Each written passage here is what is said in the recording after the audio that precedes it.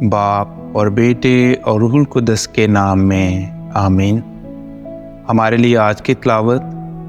مقدس پولس رسول کا کرنتھیوں کے نام پہلا خط، اس کا پہلا باب اور اس کی 26ویں آیت سے لے کر 31ویں آیت تک۔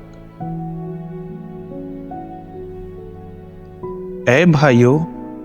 تم اپنے بلائے جانے پر نگاہ کرو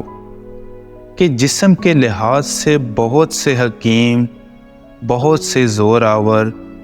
بہت سے شریف نہیں تھے، بلکہ دنیا کے نزدیک جو حماقت ہے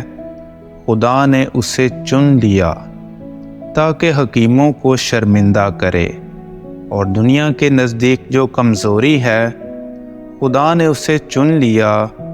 تاکہ زور آوروں کو شرمندہ کرے، اور دنیا کے نزدیک جو کمینگی اور حقیری اور جو کچھ ہیچ ہے خدا نے اسے چن لیا تاکہ جو کچھ ہے اسے ہیچ کر دے، تاکہ کوئی بشر خدا کے حضور فخر نہ کرے،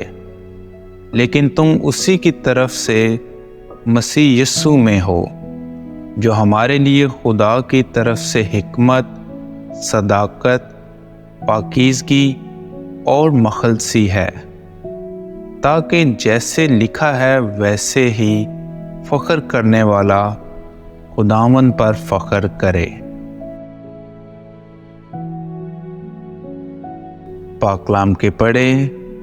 اور سنے جانے پر خدا کی برکت ہو۔